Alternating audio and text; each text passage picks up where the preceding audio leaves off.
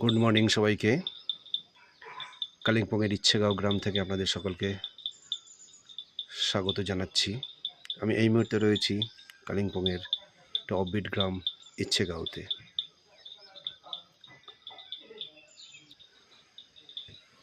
অনেক দিনের ইচ্ছে ছিল কোনো পাহাড়ে একটি হোমস্টে রেন্টে বা লিজে নেবার।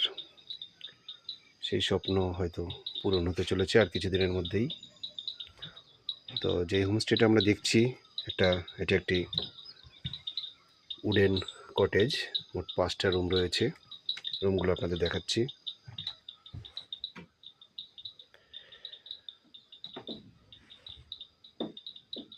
প্রতিটা রুমে এরকম 2টো করে বেড রয়েছে। প্রতিটা বেডে 2জন করে থাকতে পারবেন।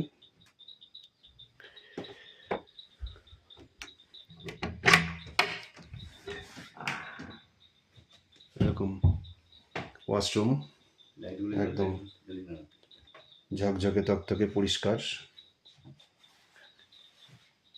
এই ধরনের ওয়াশরুম রয়েছে প্রতিটা রুমে। একটা লম্বা বারান্দা রয়েছে। এই বারান্দায় দাঁড়ালেই সামনেটা দূরে দেখা যাচ্ছে দার্জিলিং। কালকে রাত্রে আমরা খুব সুন্দর দেখছিলাম দার্জিলিং শহরকে।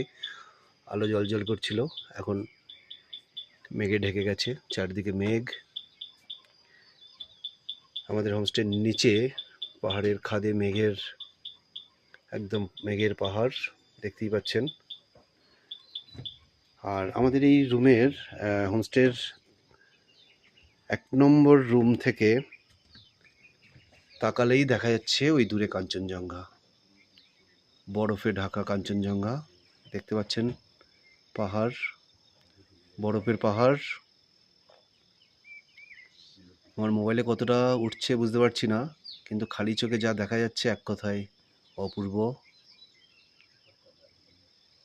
খুব সুন্দর, অপূর্ব অপূর্ব। নিচে মেঘের পাহাড়।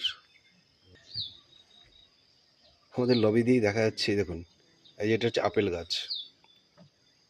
আপেল গাছ, তার পাশেই রয়েছে এটা কমলালেবু গাছ। পিছনে অনেকগুলো কমলালেবু গাছ রয়েছে। সামনে যে বড় গাছটা দেখতে পাচ্ছেন এটা অ্যাভোকাডো গাছ। এই যে এটা হচ্ছে অ্যাভোকাডো গাছ।